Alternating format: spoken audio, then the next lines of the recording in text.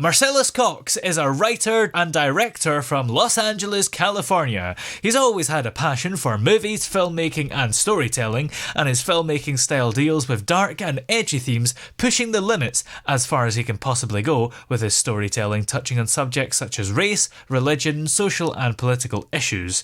And Marcellus joins us now. How are you today? I'm doing great. How about yourself? I'm excellent, thank you. Now, your debut feature is called Mickey Hardaway. What was it like to create such a big film so early on? It was rough. You know, I definitely won't lie to you about that. But this is something that's been brewing in me since my senior year of high school in 2005. Something that I was just messing around with, and the teacher read it, and she just said, "I think you should keep going forward with this." So I've been kind of fine tuning it for the last, about last 16, 17 years of my life. And I just finally felt I had the courage to just finally go and make it and tell it. And one of the things I wanted to wait on too while I was doing so was just to mature as an artist to tell this kind of story, because it is dealing with rough subject matter. So that was something that I wanted to deal with. But yeah, it was complicated. It's been rough ever since. Yeah, 16, 17 years is a long time. So because it's your debut feature, you wanted it to be perfect. Because if your debut feature is a complete flop, it's probably going to be your last feature as well. Exactly. And because you never know what's going to happen next. So I felt like, one, I just wanted to make sure that I was truly 100% ready. That's why I've done so many short films over my life. So yeah.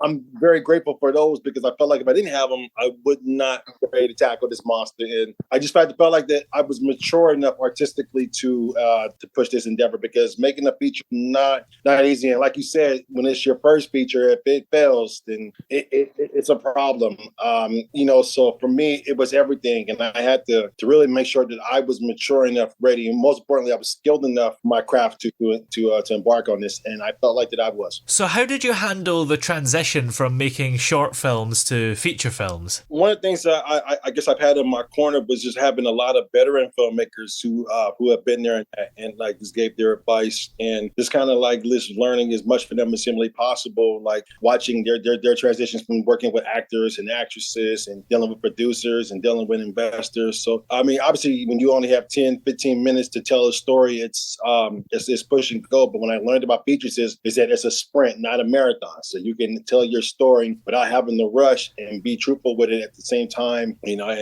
that was one of the things that I've learned the most when it comes to making a debut feature. Is just take as much time as you can with it. Don't rush it. Process. I think that was one of the best things that helped me along the way of transitioning from the short to feature. How do you handle it? Because I guess it's a balance of taking your time, not making it feel rushed, and also not making it so slow paced that it's quite boring. Yeah, because with my style of work, I get that a lot, because sometimes it could be slow, and I get that, but that's because I'm trying to allow the audience to gain information and process information about what I'm wanting to say, because a lot of my stuff is kind of like layered and everything. So for me, it really starts with the writing. It's a different process when you're writing a feature as opposed to a short, because usually in a short, you have a short amount of time to kind of get your point across. You can jam pack a lot into a short in such a short amount of time. But with a feature, like I said before, it's a process. It's a sprint, not a marathon. So I kind of like pace myself with what it is that I want to do, details, act 1, 2, and 3, and really break on what's important here, what's important here, what's important there. So it's really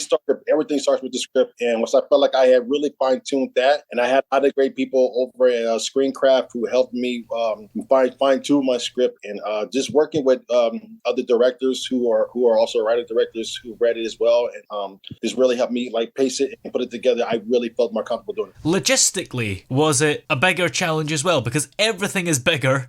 You got more locations, more cast and crew, and it's longer, it takes more time. From that perspective, I guess I kind of worked the same way I did with my short. I didn't have a lot of crew, just kind of kept everything a little simple. The locations are different for sure, because there's a lot more to maintain, like in terms of like what day you're shooting here, what day you're shooting there. The scheduling was a pain, because you're working not only on trying to like work with the schedule for the locations, but you're working with the actors and the actresses, and especially those who are veteran actors who are working on different projects, especially with this cast, because cast of veteran and young actors and actresses who are consistently working in the business. So those things wise, yes, it was a pain. But the good thing is that we have great communication with our cast and crew, and they have great communication with me. So we were able to work it out. And oh my God, the film gods blessed me. Yes. They blessed me from the heavens above. So how would you describe the overall plot of the film, Mickey Hardaway? The overall plot for me, I've always looked at it from this perspective when it comes to Mickey Hardaway, is seeing someone who has the dreams and the passions to become something more, but you start to see society play his hand, which is that everybody believes in you, but at the same time, everybody's out to devour you because of issues of their own, or just because it's of a fact that, they just don't want to see you succeed. So it's just certain things I think that play a hand, especially from older people of different generations who grew up in a reality where you have to be more realistic as opposed to today's world where people really are dreaming more than ever to want to achieve goals. So you have those cultural clashes. So for me, it's just that thing that be careful playing with someone's life because there are consequences behind it, not only from their end, but from your end as well. And do you think you've achieved your goal in life, finally directing this feature film? After all these years, yes, and I felt that I did it, and I did it my way, and I felt like I did it my way, especially from the way that the people have been basically reviewing the film, and the reviews have been amazing of this film. And we haven't had our official festival screening yet, and we've gotten multiple 5-star and 4-star reviews, so it's already off to an amazing start. So yeah, I felt like I've achieved everything that I wanted to so far.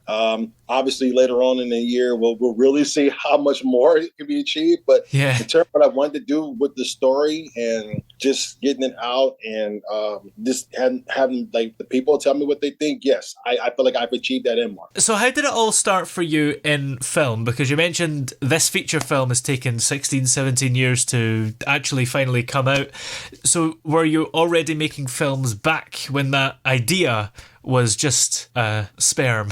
Yeah, I was already in film school. I was at El Camino College in Torrance, California, and I did 2 years there. And I wanted to pursue more, but just didn't have the financial resources to be able to achieve that. So what I did from there was I just started working on sets as a PA, and then working on sets as an assistant director at the time for other filmmakers I know on their shorts, and just learning from other filmmakers who I admired, and being able to contact them and get advice and attend festivals as much as possible, watch as many movies as humanly possible. So for me, in time, I've just been studying on my own. At the same time, just creating my own shorts and financing my own shorts, and just kind of like building my way up from there. So I kind of went to grassroots like a lot of independent filmmakers, but I felt like it was the best thing for me was just to just watch, then create, and just take it all in because I wasn't ready yet, and I felt like I am ready. When you allow things to just manifest naturally, it's the best thing for you as an artist, in my opinion. I felt like I'm at a point now where all those things from the past have really played out well today. Do you think that's the best way to learn? I feel personally, if you like to go to film school, go to film school. I feel like if you are not the type of like sit in the classroom like myself, the best way to learn is from watching films. I've learned a lot more about cinema by watching my favorite filmmakers and studying my favorite filmmakers probably than I ever have learning anything in the classroom. The camera angles, studying like story structure, studying character development, just by watching movies. I'm such a cinephile when it comes to movies. So it's like, this was everything for me. So I feel like for me personally, I can only speak for myself, watching movies was the best thing for me. And just being on set, working with other filmmakers I know.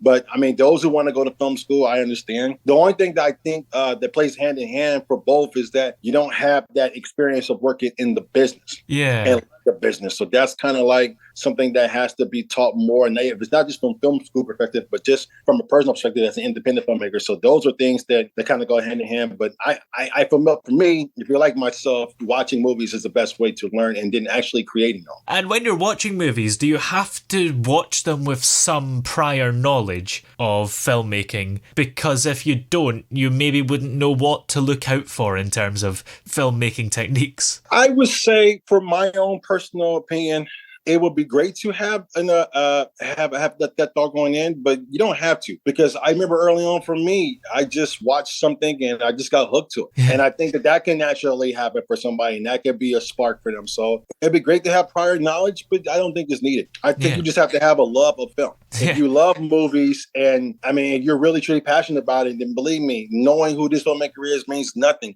It's the story at the end of the day that's going to drive your heart and soul into it. So for me, a perfect example, I remember the first time one of my all-time favorite movies was Ivan's Childhood.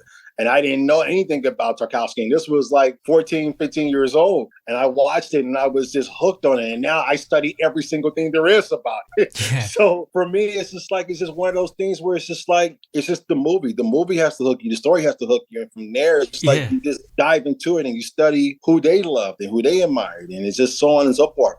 You'll learn as much more about the craft by just doing the simple things like that. Yeah. And which one of your favorite filmmakers would you say you're the most like? I love LA Rebellion style of filmmaking. So for me, it'd be someone like Charles Burnett. That's who I've loved, admired, and adored the most. I also love filmmakers like Stanley Kramer, who I've always been passionate about. I love Bergman. I love Altman. So there's a lot. So, but for me, it would be Charles Burnett, because I've always had that rebellious style in storytelling where nothing commercialized or capitalistic wise will always interfere with my storytelling. It's just natural, pure storytelling. That's real storytelling, and it's from the heart, and it's from the soul, and it speaks on the Black experiences and just on life experience in general. So that would be someone who I say I admire the most. What kind of director would you say you are when it comes to your interaction with the actors? Are you quite harsh? Are you kind? Are you maybe a bit collaborative, listening to people? I'm not David or Russell, so I think we can get that out the way. Yeah. For me personally, I think I'm more of a collaborator. I don't like to hold any actor or actress hostage. I'm always from the perspective of, okay, this is our project and this is our characters. Even though I may have written it, you have to play it and bring the character to life. So let's collab on it.